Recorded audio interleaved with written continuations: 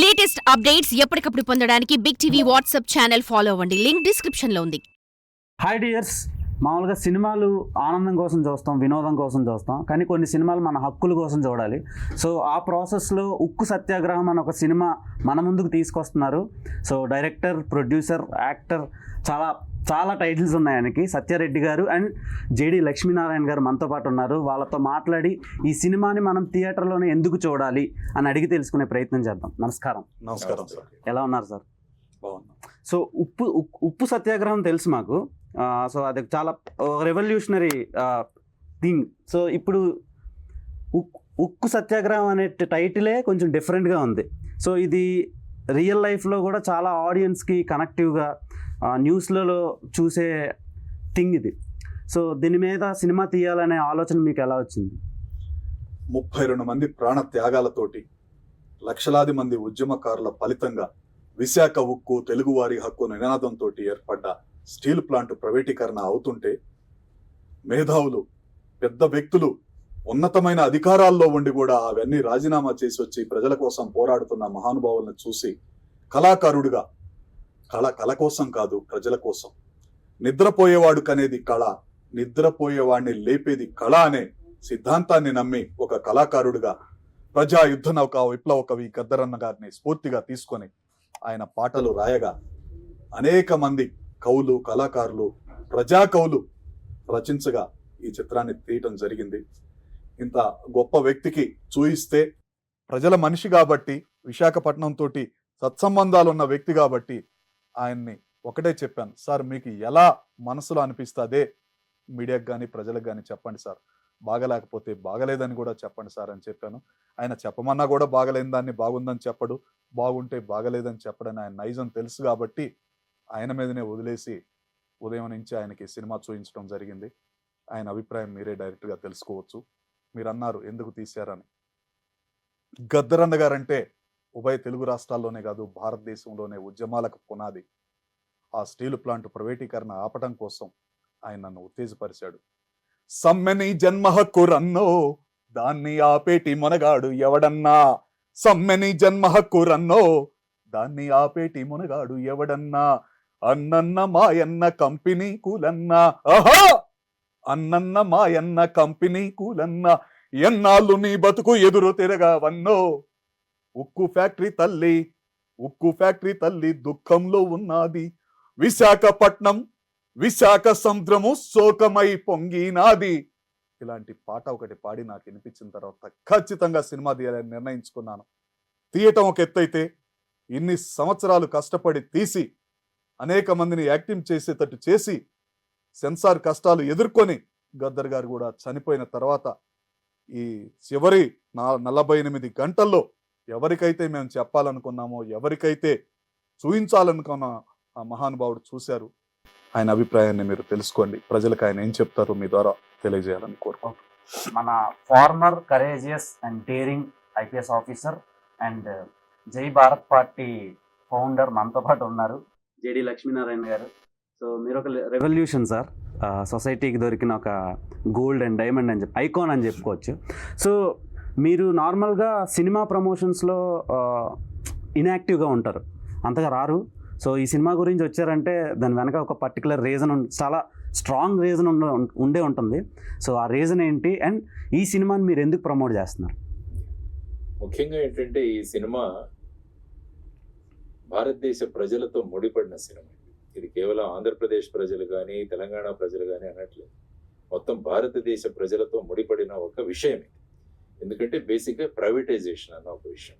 ఎందుకంటే ప్రస్తుతం non strategic సెక్టర్లో ఉన్న వాటన్నిటిని కూడా ప్రైవేటైజ్ చేయాలన్న దిశగా ప్రభుత్వం ఆలోచిస్తుంది. దానివల్ల ఏంటంటే అనేక కష్టాలు వస్తాయి ప్రజలకు. ఎందుకంటే బేసిక్గా మనది వెల్ఫేర్ స్టేట్. అందులో ఈ ధనికులకు పేదలకు మధ్య ఉన్న అంతరాలు ఏవైతే ఉన్నాయో వాటిని తగ్గించాల్సిన బాధ్యత ప్రభుత్వం. దానికోసమే పబ్లిక్ సెక్టర్ అన్నది వచ్చింది. మనం టోటల్గా అమెరికన్ క్యాపిటలిస్ట్ సిస్టమ్ మనం అడాప్ట్ చేసుకోలేదు. మనం మిక్స్డ్ ఎకానమీ అనుకున్నాం. ప్రైవేటు, పబ్లిక్ సెక్టర్ రెండు కలిసి ఉంటాయి. తర్వాత ఇంతకుముందు సత్యారెడ్డి గారు చెప్పినట్టు 32 మంది ప్రాణత్యాగాలతో వచ్చిన ఇది ఒక యూనిట్. తర్వాత భారతదేశంలోనే ఒక పోర్ట్ దగ్గర ఉన్న స్టీల్ ప్లాంట్ ఇది ఒకటి. కాబట్టి ఈ విధంగా ఉన్న యునిక్ ఫీచర్స్ ఏవైతే ఉన్నాయో, ఆ తర్వాత క్వాలిటీ ఆఫ్ స్టీల్ విశాఖపట్నంది చాలా గొప్పది. తరువాత ముఖ్యంగా ఈ స్టీల్ ప్లాంట్ ఏర్పాటు చేయడానికి 16,000 మంది రైతులు వాళ్ళ భూముల్ని ఫ్యాక్టరీకి ఇచ్చారు. ఆ ఇచ్చిన సందర్భంగా వాళ్ళకు ఒక ప్లాట్, తర్వాత వచ్చేసి వాళ్ళలో ఉద్యోగం ఇస్తామని చెప్పారు. ఇప్పటికీ 8,500 మందికి ఉద్యోగాలు ఇవ్వాలి. ఇది 4వ తరం. వారు మరి ఎక్కడికి వెళతారు? కాబట్టి ఈ విషయం వచ్చేసి ప్రజా సమస్యలతో ముడిపడిన విషయం. ఆ తర్వాత ప్రజలందరూ కోరుకుంటున్నారు ఇది ప్రభుత్వ రంగ సంస్థగానే ఉండాలి. కాబట్టి ఇటువంటి జెన్యున్ ఇష్యూ ఏదైతే ఉందో, తర్వాత ఈ ఫ్యాక్టరీ, ఈ steel unit, Vizag steel plant అన్నది ప్రైవేటీకరణ కాకూడదని హైకోర్టులో పబ్లిక్ ఇంట్రెస్ట్ లిటిగేషన్ కూడా నా బాధ్యతగా నేను వేశాను. ఆ పబ్లిక్ ఇంట్రెస్ట్ లిటిగేషన్ నడుస్తుంది. అందువల్ల నాకు పర్సనల్ గా కూడా ఇందులో చాలా ఇంట్రెస్ట్ ఉంది ఈ సబ్జెక్ట్ లో. కాబట్టి ఈ సబ్జెక్టుని అత్యంత పవర్ఫుల్ మాధ్యమం ప్రస్తుతం ఉన్న సినిమా ద్వారా సత్యారెడ్డి గారు ప్రజలకు తెలియజేయబోతున్నారన్న విషయం తెచ్చి చాలా ఆనందించాను. మంచి మిత్రులు వారు, అప్పుడప్పుడు కలిసినప్పుడు కూడా మాట్లాడుకునేవారం. కానీ ఈ రోజు సినిమా ఇవి చూసిన తర్వాత నేను ఆశ్చర్యపోయాను. నేను అనుకున్న దానికి వీరు యాక్చువల్ గా చూపించిన దానికి చాలా డిఫరెన్స్ ఉందంటే, ఆ విధంగా చూస్తున్న వాళ్ళు ఎవరు కూడా ఆ సీట్ లో ఖచ్చితంగా కూర్చోలేరు. ఎప్పుడు లేద్దామా అనిపిస్తుంది. మనం కూడా ఆ పాటలతో మనం కూడా గొంతు కలుపుదామా అన్న ఫీలింగ్స్ వారు తీసుకొచ్చారు. సార్ బేసిక్ గా సినిమా చూసే విధానం మారిపోయిందండి. అంటే ఒకప్పుడు అంటే ఏది చూపించినా చూస్తుండే ఆడియన్స్. ఇప్పుడు ఈ సోషల్ మీడియా పెరిగిన తర్వాత ఈ 5G వరల్డ్ లో ఆడియన్ కి చాలా టెక్నాలజీ దగ్గరికి వచ్చేసింది, చేతిలో ఉంది. సో ఇలాంటి టైప్ ఆఫ్ ఫిలిమ్స్ ని థియేటర్లోనే చూడాలి అంటే చాలా మందికి కష్టంగా ఉంటది. సో ఈ సినిమాలో స్పెషాలిటీ ఏంటి, అండ్ మీ క్యారెక్టర్ కూడా ఈ సినిమాలో ఉందంట. అంటే గొప్ప వ్యక్తులు ఎలా ఉంటారంటే వాళ్ళు ఇతరులకు ఆపాదిస్తారు వారు చేసిన విషయాలు, వాళ్ళు చెబుతుంటారు. కాబట్టి మిత్రులు కాబట్టి వారు ఆ విధంగా చెప్పారు. కానీ ఈ విషయం ఏదైతే ఉందో అది ఖచ్చితంగా ఈ కంప్లీట్, ఎందుకంటే కథ, మాటలు, తర్వాత వచ్చేసి అప్పుడు దాసరి నారాయణరావు గారు చూసేవారు. వారు కథ, మాటలు, పాటలు, స్క్రీన్ ప్లే అన్ని కూడా దాసరి నారాయణరావు గారు. తర్వాత మళ్ళా ఒకసారి సత్యారెడ్డి గారిని ఈరోజు ఆ టైటిల్ చూసే అవకాశం నాకు దొరికింది. తర్వాత ఆయన స్వయంగా కూడా నటించారు. తర్వాత ఆ ఉద్వేగభరితమైన ఆయన హావభావాలు చూస్తే కూడా, ఎప్పుడైతే మనిషి ఆ విషయంతో ట్రూగా కనెక్ట్ అవుతామో అప్పుడు మన శరీరం కూడా స్పందిస్తుంది ఆ విధంగా చేయడానికి. కాబట్టి ఆ పాటలు, తర్వాత ముఖ్యంగా గద్దర్ గారు ఈ సినిమాలో నటించడం అన్నది చాలా గొప్ప విషయం. గద్దర్ గారు నాకు బాగా పరిచయం. ఏం లచ్చన్న ఎట్లున్నావే అంటారు ఆయన కలిసినప్పుడు. కాబట్టి ఆ విధమైన ఆయన్ను కూడా ఒకసారి స్క్రీన్ మీద మళ్ళా చివరిసారిగా ఆయన చూడడం అన్నది కూడా జరిగింది. ఆయన కూడా చాలా ఇన్వాల్వ్ అయి చేశారు. ఎవరు, కోరెటి వెంకన్న గారు కావచ్చు, లేకుంటే సుద్దాల అశోక్ తేజ గారు కావచ్చు, వారు రాసిన పాటలు, అందులో ఉపయోగించిన పదాలు కూడా చాలా ఇదిగా, ఎమోషనల్ గా, ఇన్స్పిరేషనల్ గా ఉంటాయి. మీరు అన్నారు సినిమాకి వెళ్ళి కూర్చోవాలి. సినిమా సాధారణంగా మనం ఒక ఎంజాయ్మెంట్ కోసం లేకుంటే టైం పాస్ కోసం చూస్తుంటాం. కానీ కొన్ని సినిమాలు మన సామాజిక బాధ్యతతో చూడాల్సిన అవసరం కూడా ఉంది. ఎందుకంటే ఈ సినిమాకి ఇంత ఖర్చు పెట్టి తీసిన తర్వాత ఇది ఎవరి కోసం తీస్తున్నారు? ఫైనల్ గా ఒక అభూత కల్పన కాదు, ఫ్యాంటసీ వరల్డ్ కాదు, ఇది రియాలిటీ. అందుకని ఈ మధ్య నాకు చూస్తున్నది ఏంటంటే బయోపిక్స్ కూడా బాగా జనాలు చూస్తున్నారు. రియల్ టైమ్ స్టోరీస్, బయోపిక్స్ కూడా ఈ మధ్య ఆడియన్స్ పెరిగారు. ఫ్యాంటసీలో ఉండడం కన్నా నిజమైన రియలిస్టిక్ ఇన్సిడెంట్ ని ఇష్టపడుతున్నారు. కాబట్టి ఇది కూడా రియలిస్టిక్, ప్రజల యొక్క సమస్యలతో ముడిపడిన సినిమా. కాబట్టి నేను చెప్పినట్టు ఇది కేవలం ఎంటర్టైన్మెంట్ మాత్రమే కాదు, ఇందులో సామాజిక బాధ్యత ఉంది. సామాజిక బాధ్యతతో వీరు సినిమా తీసినప్పుడు మనం కూడా సామాజిక బాధ్యతతో స్పందించడం అన్నది మనిషి యొక్క లక్షణం. కాబట్టి ఈ సినిమా ఖచ్చితంగా సినిమాలో థియేటర్లో చూడండి అని నేను మీ ద్వారా, దేవ్ గారి ద్వారా తెలియజేస్తున్నాను వీక్షకులందరికీ కూడా. Treat it as a social responsibility. ఎందుకంటే మన సమస్య, మనం ఇల్లు కట్టుకునే స్టీల్ గురించి ఉన్న సమస్య, క్వాలిటీ స్టీల్ ప్రొడ్యూస్ చేసే స్టీల్ ప్లాంట్ యొక్క సమస్య, అది స్టీల్ ప్లాంట్ సమస్య కాదు, మనందరి సమస్య. కాబట్టి ఇది ప్రైవేట్ రంగంలోకి వెళ్లకుండా ప్రభుత్వ రంగంలో ఉండాలి. దానికి కారణాలు ఏంటన్నవి కూడా ఈ సినిమాలో చూపించారు. తర్వాత ఏ విధంగా ఆ సమయంలో విద్యార్థులు వాళ్ళ 32 మంది వాళ్ళ ప్రాణత్యాగాలు చేశారు. అప్పుడు చాలా మంది, తెన్నేటి విశ్వనాథం గారు కావచ్చు, గౌతు లచ్చన్న గారు కావచ్చు, వీరందరూ కూడా వాళ్ళ పదవులను వదిలేశారు. సుమారుగా 55 మంది వాళ్ళ పదవులను వదిలేసి వచ్చేసారు. సార్, ఇఫ్ స్టీల్ ప్లాంట్ ప్రైవేటీకరణ అయితే సిచ్యువేషన్ ఏంటి? అంటే ఏమవుతుందంటే ఈ ప్రైవేటీకరణ కాకూడదు అని ప్రజలు కోరుకుంటున్నారు. అన్ని రాజకీయ పక్షాలు కూడా వేదికల మీద మాట్లాడుతున్నారు. ఇంక్లూడింగ్ భారతీయ జనతా పార్టీ కూడా ఈ స్టీల్ ప్లాంట్ ప్రైవేటీకరణ అవ్వదనే చెబుతున్నారు. అది అందరూ ఆ విధంగా మాట్లాడుతున్నప్పుడు మాకు కూడా ఆనందం కలుగుతుంది. అంటే ఈ స్టీల్ ప్లాంట్ ప్రైవేటీకరణ అవ్వదులే. కానీ ఎప్పుడైతే మనం మాట ఇచ్చిన తర్వాత మన చర్యలు కూడా ఆ విధంగా ఉండాలి. అంటే ఈ స్టీల్ ప్లాంట్ ప్రైవేటీకరణ మేము చేయట్లేదు అని ఫైనల్ గా కేబినెట్ ఒక నిర్ణయం తీసుకుంది అనుకోండి, అది ప్రజల్లో ఒక రకమైన కాన్ఫిడెన్స్ ఇస్తుంది. కానీ ప్రతి ఒక్కరూ రావడం అవ్వదు అని చెప్పడం, కానీ కాంక్రీట్ గా స్టెప్స్ పడకపోవడం వల్ల ప్రజల్లో అనుమానాలు ఉన్నాయి. అవును. నిజంగా మనల్ని ఈ రాజకీయంగా మనల్ని ప్రభావితం చూపించడానికి చేస్తున్నారా, నిజంగా చిత్తశుద్ధితో చేస్తున్నారా అన్నది కూడా ప్రజల్లో అనుమానం కలుగుతుంది. కాబట్టి ఆ అనుమానం ఎప్పుడు రానివ్వకూడదు పొలిటికల్ పార్టీస్. కాబట్టి వారు ప్రజాపక్షపాతిగా పనిచేసే మీరు చాలా ట్విస్ట్లు ఇచ్చారు లాస్ట్ ఒక 2 years నుంచి, కామన్ పీపుల్కి, పొలిటికల్ పీపుల్కి, అందరికీ. సో అలా ఇవ్వడానికి రీజన్స్ చాలా ఉండొచ్చు. నేను ఆ రీజన్స్ అడగను. కానీ చాలా రోజుల తర్వాత మీరు మీడియా ముందు కూడా వచ్చారు కాబట్టి కొన్ని అడక్క తప్పట్లేదు. ఫస్ట్ థింగ్, జై భారత్ పార్టీ, మీరు జనసేన పార్టీ నుంచి బయటకు వచ్చి జై భారత్ పార్టీ పెట్టి సో ఓడిపోవడం జరిగింది. సో ఎలా అనిపించింది సార్, ఈ ఎక్స్పీరియన్స్ ఎలా అనిపించింది మీకు? ఇదంతా ఏంటంటే మనం పార్టీలోకి రావడము, తర్వాత ఎన్నికలు అన్నది ప్రజలను చైతన్యవంతంగా చేయడానికి వచ్చే విధానాలు. ఎందుకంటే లేకుంటే ప్రస్తుతం ఉన్న ఎన్నికల్లో ఇంత ఇన్వెస్ట్మెంట్ పాలిటిక్స్ అయిపోయాము. ఇంత డబ్బులు మీరు ఇన్వెస్ట్ చేయాలి, ఆ తర్వాత బిజినెస్ అయిపోయింది ఆటోమేటిక్. అందుకని బిజినెస్ పీపులే వస్తున్నారు మోస్ట్ ఆఫ్ ది పీపుల్ ఈ పాలిటిక్స్. ఎంటర్ప్రెనర్స్, తర్వాత ఈ ఫ్యాక్టరీ పెద్ద పెద్ద యూనిట్స్ పెట్టిన వాళ్ళు, ఈ విధంగా వాళ్ళందరూ దిగుతున్నారు. సో దానివల్ల ఏమవుతుందంటే ఇన్వెస్ట్మెంట్ పాలిటిక్స్ కాస్ట్లీ పాలిటిక్స్ అయిపోతున్నాయి ఇవన్నీ. కాబట్టి దీని నుంచి నిజమైన ప్రజాస్వామ్యం తీసుకురావాలంటే ఒక హోప్ ఎక్కడైనా క్రియేట్ చేయాలి. అందువల్ల దాన్ని ఓటర్లను చైతన్యవంతులుగా చేసే బాధ్యత మేము ముఖ్యంగా జై భారత్ నేషనల్ పార్టీ పెట్టిన ప్రధానమైన ఉద్దేశం. ఎందుకంటే ఒక పార్టీ ఓవర్ నైట్ ఎప్పుడు కూడా అవ్వదు. ఇది ఒక లాంగ్ డ్రాన్ బ్యాటిల్. ప్రజలను చైతన్యవంతం చేయాలి, వాళ్ళ ఓటు హక్కు సక్రమంగా వినియోగించుకోవాలి. మనం మాల్కి వెళ్తే ప్రతి వస్తువు చూసి కొనుక్కుంటాం. సపోజ్ తోపుడు బండి మీద వస్తున్న వస్తువు కూడా మనం చూసుకుంటాం. మన పిల్లల్ని జాయిన్ చేయాలంటే మంచి స్కూల్ ఏదని చూసుకుంటాం. తర్వాత మనం ఎవరైనా ఒంట్లో బాగాలేకుంటే ఏ హాస్పిటల్, మంచి హాస్పిటల్ ఏదని 10 మందిని ఎంక్వైరీ చేస్తాం. క్వాలిటీ అంటే మన చేతిలో ఉన్న ఇంత ఓటు హక్కుని మనం ఎవరిని ఎన్నుకుంటున్నాం అన్నది కూడా చాలా విషయం. ముఖ్యంగా సుమారుగా చూస్తే 37 నుంచి 38% క్రిమినల్ రికార్డులు ఉన్నవాళ్ళు పార్లమెంట్ లో ఉన్నారు. ఎగ్జాక్ట్లీ. మరి వీటన్నిటి గురించి ప్రజలను జాగృత చేయడం అన్న బాధ్యత మన మీద ఉంటుంది. సో ఆ బాధ్యతతో వచ్చామన్నమాట. So it's long term process. ముందుకు తీసుకెళ్తాం, ఎలక్టోరల్ రిఫార్మ్స్ కూడా తీసుకురావాలి. అదే అంటే బేసిక్ గా సార్, నార్మల్ గా ఎవడెలా పోతే నాకేంటి అనుకునే ఈ జనరేషన్ లో మీలాంటి పర్సన్ మీ పర్సనల్ లైఫ్ ని మొత్తం పక్కన పెట్టి థ్రెటనింగ్స్ ఉన్నా సరే భయపడకుండా మాక్సిమం అవేర్నెస్ క్రియేట్ చేయడానికి ట్రై చేస్తున్నారు. సో మీ లైఫ్లో జరిగిన చాలా కేసులే సినిమాలు తీసి హిట్లు కొట్టి డబ్బులు కూడా సంపాదిస్తున్నారు. సో వాటి మీద మీ ఒపీనియన్ ఏంటి? అండ్ ఈ సినిమా కూడా సేమ్ అలానే అవేర్నెస్ కోసమే తీసినట్టు కనిపిస్తుంది. సో అండ్ దీనికోసం డెఫినెట్ గా, ఎందుకంటే ప్రజలలో, అందుకనే చెప్పాను నేను, బయోపిక్స్ అన్నవి చాలా ముఖ్యంగా యూత్ ని చాలా ఆకర్షిస్తాయి. తర్వాత వచ్చేసి ప్రజా సమస్యలు తెలుసుకోవడానికి కూడా ఇప్పుడు ఏంటంటే సోషల్ మీడియా వచ్చాక రకరకాల వ్యూ పాయింట్స్ వస్తుంటాయి. కాబట్టి ఒక ఆథెంటిక్ ఇన్ఫర్మేషన్ కూడా రావడం చాలా అవసరం. అది కూడా మెయిన్ స్ట్రీమ్ దీంట్లో ఫిల్మ్ లో రాగలిగితే అది ఇంకా ప్రభావవంతంగా ఉంటుంది. ఎందుకంటే సోషల్ మీడియాలో ఎవరు ఏదైనా మాట్లాడచ్చు, కానీ నిజమైన సినిమా తీస్తున్నప్పుడు అది కూడా ఇటువంటి పబ్లిక్ ఇష్యూని తీసుకొని చేస్తున్నప్పుడు అందులో చాలా రీసెర్చ్ కూడా చేసింటారు. ఎందుకంటే సినిమాలో కొన్ని ఇవి చూస్తే అప్పుడున్న విజువల్స్ అవన్నీ కూడా ఇందులో పెట్టారు. ట్రైలర్ లో చాలా రియలిస్టిక్ గా ఉంది సినిమా. అందుకనే, ఎందుకంటే అది ఖచ్చితంగా నచ్చుతుంది.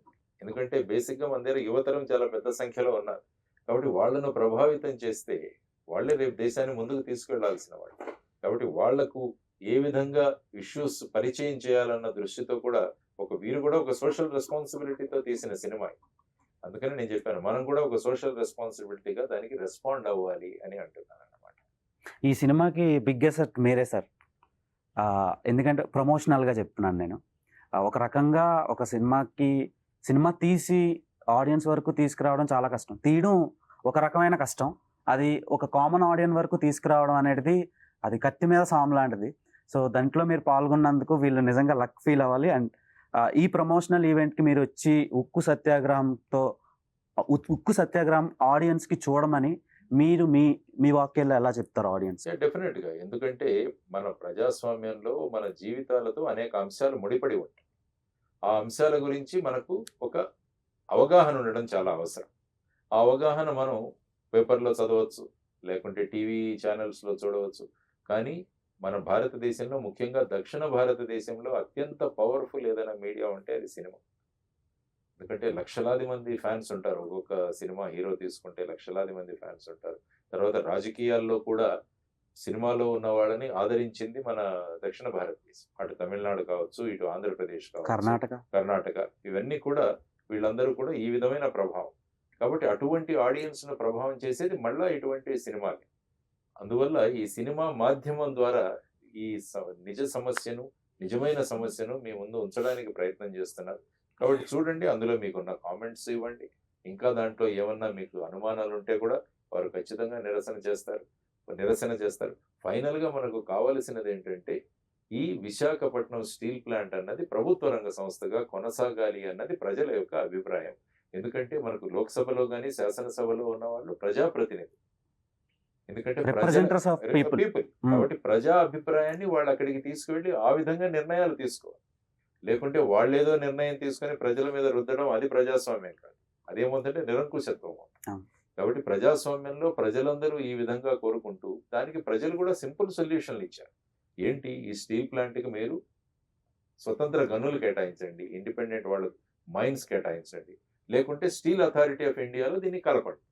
Simple solutions. ఈ 2 కూడా ప్రభుత్వాలు చేయవచ్చు. మరి ఆ విధంగా చేయడానికి ఇంత సమయం ఎందుకు పడుతుందని ప్రజలు అడుగుతున్నారు. కాబట్టి దాన్నే ఇందులో ప్రతిబింబించారనమాట. ఇంత సింపుల్ సొల్యూషన్ ఉన్నా కూడా మనం ఈ విధంగా ఎందుకు చేయట్లేదన్నది ప్రజల్లో ఉన్న ఆలోచన, వాళ్ళ అనుమానాలను ఇక్కడ చిత్ర రూపంగా చూపించి, మళ్ళా దీని ద్వారా ప్రజల్లోనూ ప్రభుత్వం మీద కూడా ఇంపాక్ట్ కలుగజేసే విధంగా ఉంది ఈ సినిమా. ప్రభుత్వం కూడా మా బాధ్యత ఎక్కడో విస్మరిస్తున్నామన్నది కూడా ఈ సినిమా చెబుతుంది వాళ్ళకి. ప్రభుత్వం కూడా మన బాధ్యత ఎక్కడో విస్మరిస్తున్నామన్న వారికి కూడా ఒక చొరక అనిపిస్తుంది ఖచ్చితంగా ఈ సినిమా. ఓకే, సత్యారెడ్డి గారు నార్మల్గా ఒక యాక్టర్గా చేయడం అనేది టఫ్ అన్నమాట. చాలా కాంప్లికేషన్స్ ఉంటాయి. ఒక ప్రొడ్యూసర్గా చేయడం అతనికి ఒక కాంప్లికేషన్ ఉంటుంది. తర్వాత ఒక రైటర్గా చేయడం అతనికి ఒక వర్క్ చాలా హార్డ్ ఉంటుంది అన్న. సో ఇవన్నీ మీరే నెత్తినేసుకొని వర్క్ చేశారు కదా. సో సార్ అన్నట్టు మన సౌత్ ఇండియాలో చాలామంది స్టార్స్ ఉన్నారు, సూపర్ స్టార్స్ ఉన్నారు. ఫ్యాన్ బేస్ అంటే వాళ్ళకు ఉండే ఫ్యాన్ బేస్తో నిజంగా టర్న్ చేసేస్తారు. సో అంత మంచి స్టార్స్ ఉన్నప్పుడు మీరే ఎందుకు హీరోగా చేశారు? అంటే చాలామంది ఉన్నారు కదా, ఎవరిని ఎందుకు పిక్ చేసుకోలేకపోయారు? ఇందాక సార్ చెప్పారు గొప్పవారు ఎప్పుడు చెప్పుకోరని. గద్దర్ గారు రీసెర్చ్ చేసి తెలుగు రాష్ట్రాల్లో ఎవరైనా నిజాతీపరుడు ఉన్న ఆఫీసర్ కానీ నాయకుడు కానీ ఉన్నారంటే సార్నే పరిగణలోకి తీసుకున్నారు. మీరు ఇందాక చెప్పారు ఆయన స్టోరీలు, నిజ జీవితంలోని స్టోరీలు తీసి హిట్లు కొట్టి డబ్బులు కూడా సంపాదించారని. కొంతమంది అలా తీసుకుంటే ఆయన ఉన్నత భావాల్ని, ఉద్యమ భావాల్ని గద్దర్ గారు ఊహించుకొని, ఒక ఇన్స్పిరేషన్ కావాలి ఒక క్యారెక్టర్కి, ఖచ్చితంగా ఆయనను ఊహించుకొని, అక్కడ ఉన్న ఉద్యమకారులని ఊహించుకొని, జరిగిన హిస్టరీని తీసుకొని ఖచ్చితంగా ఆయన దృష్టిలో పెట్టి తీసుకున్నాం. లాస్ట్ మినిట్ వరకు ఆయనకి ఎందుకు చెప్పలేదంటే, థియేటర్లు కానీ మీకు తెలిసినే ఉంటుంది, ఇలాంటి సినిమాలకు ఇవ్వటానికి ముందుకు రాకపోవచ్చు. ఈ టైప్ సినిమా అనేది ముందే ఎందుకు అది చెప్పాలని. కానీ వేయలేని థియేటర్లు కొంతమంది, మా థియేటర్లో ఈ సినిమా ఆడితే బాగుండేదేమో అనే రోజు ఇంకో 48 గంటల్లో రాబోతుంది. మీరు అన్నారు ఆయన సెట్ చాలా మా అదృష్టం. నాకంటే కూడా విశాఖ ప్రజలు, స్టీల్ ప్లాంట్ ఉద్యోగులు, భూ నిర్వాసితుల అదృష్టం ఆయన ఈ సినిమా చూడటం. ఆయనకు ఒకవేళ నచ్చి ఉండకపోతే, నేను తప్పుదారి పట్టించుంటే దాంట్లో సత్యారెడ్డి గారు ఫోన్ వచ్చింది వెళ్ళిపోతున్నాను అంటాడు. ఒక్క సెకండ్ కూడా నాకు సమయం ఇచ్చేవాడు కాదు, మీడియా తోటి మాట్లాడేవాడు కాదు. ఆయన చూడని మీడియా కాదు, ఆయన చూడని నేషనల్ మీడియా కాదు, ఇంటర్నేషనల్ స్థాయిలో వెళ్ళాడు. రియల్గా ఆయన మా కథానాయకుడు. ముందు చెప్తే దాని మీద ఎన్ని ఇబ్బందులు ఉంటాయన్న కారణంతో అన్ని రెడీ అయినాక రిలీజ్కి వెళ్ళే ముందు చెప్తున్నా. మనస్ఫూర్తిగా మీ ద్వారా సార్కి ధన్యవాదాలు. ఈ చిత్ర యూనిట్ అందరి తరపున, గద్దర్ గారి ఆత్మ తరపున, గద్దర్ గారి కుమార్తె తరపున కూడా హృదయపూర్వక. ఆమె చెప్పింది డయాస్ మీద, మిమ్మల్ని చూస్తూ పెరిగాం సార్, మాలో ఇన్ని భావాలు ఉన్నాయంటే మీరు కూడా ఒక ఇన్స్పిరేషన్ సార్. అలాంటి వాళ్ళు తెలుగు రాష్ట్రాల్లో ఎన్నో వందల వేల మంది ఉన్నారు, వాళ్ళల్లో నేను ఒకడిని. రాజకీయాల్లో వేరుగా ఉన్నా కానీ భావాల్లో, ఉద్యమాల్లో ఎన్నోసార్లు కలిసాం ఆయనతోటి. చాలాసార్లు చెప్పాను సార్ మీరంటే ఇన్స్పిరేషన్ అని, వాళ్ళల్లో నేను ఒకడిని. ఈ కథానాయకులు మీరు అన్నట్టు నేను అడిగితే చాలామంది వస్తారు. నేను చాలామంది కథానాయకులతోటి 53 సినిమాలు తీశాను. ఇదే ఛాంబర్లో ప్రొడ్యూసర్ సెక్టర్ చైర్మన్గా ఎలక్టెడ్ బాడీలో గెలిచాను. కానీ ఒక అమ్మాయిని పెట్టుకున్నాం హీరోయిన్గా ఒక క్యారెక్టర్ని. ఒక వారం రోజులు యాక్ట్ చేసిన తర్వాత 2 డైలాగులు వినేసి ఇది ఏదో తేడా కొడుతుంది, మాకేదో మళ్ళీ కమర్షియల్ సినిమా కాదని నా డబ్బులు నాకు ఇచ్చి పారిపోయింది. అలా రీషూట్ చేశాం. గద్దర్ గారు చెప్పినా కూడా ఆవిడ అలా పెద్దవాళ్ళు ముందుకు రాకపోవచ్చు, వాళ్ళ రిస్ట్రిక్షన్స్ ఉంటాయి. పెద్ద హీరోయిన్ తోటి నేను చేశాను. వరల్డ్ మిస్ వరల్డ్ తోటి కరిష్మా కోటక్, శంకర్ దాదా జిందాబాద్లో చిరంజీవి గారి పక్కన చేసిన అమ్మాయి తోటి రెండో సినిమా నేను హీరోగా, అమ్మాయి హీరోయిన్ గా చేశాను. నాకు Super. తెలియని ఇండస్ట్రీ కాదు, నాకు తెలియని డైరెక్టర్ లేరు, హీరోలు లేరు, హీరోయిన్స్ లేరు. 25 సంవత్సరాల నుంచి ఇదే కళామ తల్లిని నమ్ముకొని ఉన్నాను. నా కుటుంబం, నా మిత్రులందరూ కూడా వందలాది మంది ఉన్నారు. చేయలేరేమో, వాళ్ళు ముందుకు రారేమో నుంచి దాన్ని అప్రోచ్ కాలేదు తప్ప పెద్దోళ్ళతోటి చేయాలని ఉంది. ఎవరు చేయనప్పుడు నాకు తప్పదు కాబట్టి చేశాను. చాలా చేంజెస్ జరిగినాయి మన ఏపీ అండ్ టిఎస్ పాలిటిక్స్ లో. మీరు బయటకు వచ్చిన తర్వాత వాళ్ళ సిద్ధాంతాలు బాగాలేదని బయటకు వచ్చారు మీరు. సో ఇప్పుడు ఎలా ఉంది సార్, రూలింగ్ ఎలా అనిపిస్తుంది? రూలింగ్ ఎప్పుడు కూడా నేను కోరుకునేది ఏంటంటే ప్రజల యొక్క స్థితిగతులు మారాలి. ప్రజల యొక్క స్థితిగతులు మారి వారి అందరి అభిప్రాయాలు ఏవైతే ఉన్నాయో, వారు ఏ విధంగా ప్రభుత్వాన్ని చూస్తున్నారో వాటిని నిజం చేయడం ప్రభుత్వం యొక్క బాధ్యత. కాబట్టి ఎలక్షన్ అప్పుడు చాలా విషయాలు చెప్పి వస్తుంటారు, మేము అది చేస్తాం ఇది చేస్తామని. సో వచ్చిన తర్వాత ఏమేం చేస్తున్నారు, ముఖ్యంగా మనకేంటంటే భారతదేశంలోనూ మన 2 రాష్ట్రాల్లో కూడా యువతరం చాలా పెద్ద సంఖ్యలో ఉందని చెప్పారు. తర్వాత చాలా మంది ఇప్పుడు ఉద్యోగాల కోసం చూస్తున్నారు. ఉద్యోగాలకు అంటే ప్రభుత్వ ఉద్యోగాలు కావచ్చు, ప్రైవేట్ కావచ్చు, స్వయంగా కూడా వాళ్ళు ఎంటర్ప్రినర్స్ కూడా మారచ్చు. ఈ విధమైన వాతావరణాన్ని కలుగు చేయాల్సిన బాధ్యత ప్రభుత్వం మీద ఉంది. మీరు ప్రభుత్వ ఉద్యోగాలు కొంతమందికే ఇవ్వగలరు, మిగతా వారందరికీ కూడా పెద్ద ఎంప్లాయ్మెంట్ బేస్ క్రియేట్ చేయాలంటే ఇన్వెస్ట్మెంట్లు తీసుకురావాలి, బయట నుంచి కొత్త యూనిట్స్ రావాలి. ఆ తర్వాత ఎవరైనా స్వయంగా మేము చేస్తాము అనుకుంటే వాళ్లకు చేయూతగా నిలబడి స్టార్టప్స్ కావచ్చు, ఎంటర్ప్రినర్షిప్ కావచ్చు, వీటన్నిటి కూడా వాళ్ళకి ఇవ్వగలగాలి. ఈ విధంగా ప్రభుత్వం పనిచేయాలని ఎప్పుడు కూడా కోరుకుంటాం ఈ 2 రాష్ట్రాల్లో కూడా. ఎందుకంటే యువతరాన్ని మనం మిస్ చేసుకుంటే ఆ తర్వాత యువతరం ఏ మార్గంలో వెళుతుంది అన్నది కూడా చాలా కష్టం. అండ్ వన్ మోర్ థింగ్ ఏంటంటే చాలా మైగ్రేషన్స్ మన ఏపీ నుంచి తెలంగాణ నుంచే జరుగుతున్నాయి. లాస్ట్ 1.5-2-3 years నుంచి maximum number of students and youth బయటకు వెళ్ళిపోతున్నారు. అది బిజినెస్ అవనియండి, స్టడీస్ అవనియండి. దానికి ఎప్పుడు సార్ ఫుల్ స్టాప్ పడుతుంది? అంటే ఏంటంటే విదేశాలకు వెళ్ళి అక్కడ చదువుకొని అక్కడ చేయడం దాంట్లో ఏమీ అభ్యంతరం తీసుకోకూడదు. ఎందుకంటే అక్కడ ఎడ్యుకేషన్ బాగుంటే వెళ్ళండి. అందుకని ఎప్పుడు ఏంటంటే లెర్న్, ఎర్న్ అండ్ రిటర్న్ అంటాం. అక్కడ వెళ్ళి చదువుకోండి, సంపాదించండి, మళ్ళీ దేశానికి రండి. చేసి ఇక్కడ మన దేశంతో మన బాధ్యత ఉంది. We have to pay back to the society. ఈ సొసైటీ నుంచి ఎంతో తీసుకున్నాం కాబట్టి మళ్ళీ ఈ సొసైటీకి ఇవ్వాల్సిన బాధ్యత మన మీద ఉందని. తర్వాత ఈ మైగ్రేషన్ జరగకుండా చూడాల్సిన బాధ్యత కూడా మళ్ళా ప్రభుత్వాలు, గవర్నమెంట్ది. ఎందుకంటే ఆ విధమైన అట్మాస్ఫియర్, ఆ విధమైన ఇండస్ట్రియల్ సెటప్, ఆ తర్వాత ఆ విధమైన యూనివర్సిటీస్, ఇవన్నీ కూడా చేయాల్సిన బాధ్యత ప్రభుత్వం మీద ఉంది. కాబట్టి ఆ విధంగా ప్రభుత్వాలు ఆలోచిస్తూ ఈ మైగ్రేషన్ నేను ఎలా తగ్గించగలను, అక్కడ నుంచి మైగ్రేషన్ ఇక్కడికి ఎందుకు రాకూడదని ఆలోచించాలి ప్రభుత్వం. అమెరికా వాళ్ళు వచ్చి ఇక్కడ చదువుకోవాలని వాళ్ళకి ఎందుకు కోరుకోవట్లేదు? ఆ విధమైన పరిస్థితిని కల్పించాల్సిన బాధ్యత మనది. ఆ విధంగా చేసుకుంటూ వెళుతూ తర్వాత ఈ భావోద్వేగాలు ఇవన్నీ రెచ్చగొట్టకుండా డెవలప్మెంట్ మీదే అందరూ కనుక మనం కాన్సన్ట్రేట్ చేయగలిగితే, తర్వాత ఈ పొలిటికల్ పార్టీస్ కూడా అపోజిషన్ వీళ్ళు రోజు కొట్టుకోవడమే సరిపోతారు. అలా కాకుండా ఎలక్షన్స్ అయిపోయిన తర్వాత అందరూ కన్స్ట్రక్టివ్గా కనుక కూర్చొని సలహాలు సూచనలు తీసుకుని వెళ్ళగలిగితే మనం అభివృద్ధిలో పోటీ పడతాం. లేకుంటే ఎవరిని ఎలా తిడుతున్నామని దీంట్లో పోటీ పడుతున్నాం మనం ఎక్కడ చూసినా కూడా. కాబట్టి అది పోటీ కాకూడదు, పోటీ అభివృద్ధి. అందరం కలిసి రాష్ట్రాన్ని ఎలా అభివృద్ధి చేయగలం అన్న దాని మీద వాళ్ళు కాన్సన్ట్రేట్ చేయాలని నేను కోరుకుంటాను. ఓకే, ఎనీథింగ్ సెక్యులరిజం పేరుతో చాలా లొల్లిలు జరుగుతున్నాయి, బయట చాలా గొడవలు జరుగుతున్నాయి. అది రిలీజియస్ డిస్క్రిమినేషన్ కావచ్చు, ఎక్కడైనా కాదు, బంగ్లాదేశ్లో కూడా సేమ్ ఇష్యూస్. సో వాటి మీద మీ ఒపీనియన్ సార్? ఇప్పుడు ఏంటంటే మనం బేసిక్గా నేను అందుకనే అంటాను, మన మతం మన పూజ గదిలో, మన కులం మన గడప దగ్గర ఆగిపోవాలి. మనం ఇంటి నుంచి బయటపడిన తర్వాత అందరూ కూడా ఈ దేశం యొక్క పౌరులు అన్న భావనతో మనం ముందుకు వెళ్ళాలి. కాబట్టి మన భారత రాజ్యాంగం కూడా ఈరోజు కాన్స్టిట్యూషన్ అడాప్షన్ డే ఈరోజు 26th November. కాబట్టి ఈరోజు మన సెక్యులర్ అండ్ సోషలిస్ట్ ఈ 2 పదాలు మనకు 42వ కాన్స్టిట్యూషన్ అమెండ్మెంట్ యాడ్ చేసుకున్నాం. నిన్ననే సుప్రీంకోర్టు కూడా చెప్పింది ఇవి 2 కూడా ఉండాలి. సెక్యులర్ అంటే అన్ని మతాలను సమంగా ప్రభుత్వం ఆదరించడం. సోషలిజం అంటే కేవలం కొంతమంది చేతుల్లో మాత్రమే ఆదాయం లేకుండా అందరికీ దాన్ని ఇవ్వగలగాలి. ధనికులు పేదలకు మధ్య ఉన్న ఈ వ్యత్యాసం ఏదైతుందో ఈ వ్యత్యాసాన్ని తగ్గించాలి. మరి ఈ రెండు జరగట్లేదు కదా. జరగాలి కదా, మరి అటువంటి వాళ్ళని ఎన్నుకోవాలి ప్రజలు. మరి అటువంటి ఆలోచనలు ఉన్న వాళ్ళని చేసుకోవాలి. ఇప్పుడు ఈ ఉక్కు సత్యాగ్రహం అవుతోంది, ఉద్యమం అవుతోంది అంటే ఏ విషయం కూడా ఉద్యమం స్థాయికి వెళ్లకుండా చూసుకోవాల్సిన బాధ్యత ప్రభుత్వాల మీద ఉంది. అంటే ఫైనల్ గా ఇప్పుడు చూసాం, మన రైతులది కూడా మనం చూసాం. రైతులు కూడా ఒక సంవత్సరం రోజు వాళ్ళు అక్కడ బార్డర్ లో కూర్చోవడం వల్ల ఆ 3 చట్టాలను వెనక్కి తీసుకెళ్లాల్సి వచ్చింది.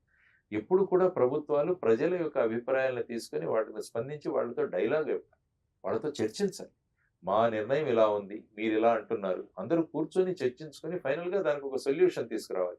అలా కాకుండా మేము ఇదే చేస్తాము అంటే ఫైనల్ గా ఇలాంటి సత్యాగ్రహాలు చేయాల్సిన అవసరం వస్తుంది. ఆ అవసరం రాకూడదు ఎప్పుడు కూడా ప్రభుత్వం.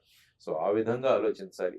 కాబట్టి ఏంటంటే ఈ సెక్యులరిజం గురించి మీరు మాట్లాడారు కాబట్టి అందరూ మనం ఒకరినొకరు గౌరవించుకోవడం, ఇదే ప్రతి రిలీజియన్ కూడా చెబుతుంది, ప్రతి మతం కూడా ఇదే చెబుతుంది. ప్రతి ఒక్కరిలో దేవుడు ఉంటాడు, ఆ దేవుడిని గౌరవించాలి అన్నదే మనం అనుకుంటున్న విషయం. కాబట్టి ఇటువంటి ఆలోచనలు చేసి ఈ విధంగా మతాలు కులాలు అని ప్రజల్ని రెచ్చగొట్టడం అది కరెక్ట్ కాదు. ఎప్పుడు కూడా కేవలం ఎన్నికల కోసం ప్రజలను విభజించడం అన్నది, ఈ మతాలు కులాల పేరిట ఇంత అభివృద్ధి చెందుతున్నాం, ఇంత చదువుతున్నాం, ఇంకా మనం మతాలు కులాల మీదే మన ఆలోచనలు ఉండిపోతే మరి అభివృద్ధి దిశగా ఎప్పుడు వెళతాం మనం? ఇది అందరూ ఆలోచించాల్సిన అంశం. ఫైనల్ గా వై షుడ్ బి వాచ్ ఉక్కు సత్యాగ్రహం in theatres on November 29th అంటే మీరేం చెప్తారు? Yes, it is my social responsibility అంట. ఎందుకంటే ప్రజా సమస్యలతో ముడిపడిన విషయం, ప్రజల యొక్క అభిప్రాయాలతో ముడిపడిన విషయం, దేశం యొక్క ప్రగతి కోసం ముడిపడిన అంశం. కాబట్టి ఈ 3 అంశాలు ఉన్నాయి కాబట్టి ఈ సినిమాలో ఖచ్చితంగా చూడండి. ఇటువంటి విషయాలను ప్రోత్సహిస్తే ఏమవుతుందంటే ఇటువంటి సబ్జెక్టులు వస్తాయి. ఓకే, ఎందుకంటే ఇటువంటి విషయాలు real time problems, real time issues కి మనం ప్రేక్షకులు గనక ప్రోత్సాహం ఇస్తే ఎంతో మంది ప్రొడ్యూసర్స్ వీళ్ళు కూడా నిజమైన సమస్యలను బయటికి తీసుకొచ్చి ప్రజలకు ఇస్తారు. దీనివల్ల ప్రభుత్వాల మీద కూడా దాని ప్రభావం ఉంటుందని తెలుసుకోవాలి. కాబట్టి ఇది ఆదరించాల్సిన సామాజిక బాధ్యత ఉందని నేను అనుకుంటాను. ఓకే, అండ్ సత్యారెడ్డి గారు, 1 word అబౌట్ ఉక్కు సత్యాగ్రహం. మహనీయుల చరిత్ర, తెలుగు జాతి చరిత్ర ప్రజలకి ఈ జనరేషన్కి చూయించబోతున్నాం. ఇది తెలుగు జాతి ఏంటి, ఉక్కు సత్యాగ్రహం ఏంటి, 32 మంది ప్రాణాలతోటి సాధించుకున్న కాపాడుకోవటం ఎలా అనే దానికి సార్ చెప్పినట్టు ఇది ఒక ఇన్స్పిరేషన్గా మిగులుద్ది. సీట్లో నుంచి సినిమా అయిపోయి లేవబోయేసరికి ప్రతి ప్రేక్షకుడు తెలుగువాడు, విశాఖ ఉక్కు ఆంధ్రుల హక్కు, విశాఖ ఉక్కు తెలుగువారి హక్కు అని పైకి అంటాడు. ఒకవేళ అనలేని వాళ్ళు హృదయంలో అనుకుంటారు. ఈ సినిమా చూస్తే ఉద్యమంలో ప్రత్యక్షంగా పరోక్షంగా పాల్గొన్నట్టేనని కూడా మీ ద్వారా సార్ సమక్షంలో అందరికీ తెలియజేస్తున్నాం. Thank you sir. Thank you so much for giving your precious time to ఉక్కు సత్యాగ్రహం. అండ్ మీకు కూడా wish you all the very good luck sir. So ఈ సినిమా November 29వ తేదీన థియేటర్స్లో మన ముందుకి వస్తుంది. ఖచ్చితంగా వెళ్ళి చూడండి, ఎంకరేజ్ చేయండి. ఇలాంటి ఫిలిమ్స్ ఇంకెన్నో రావాలని మనస్ఫూర్తిగా కోరుకుందాం.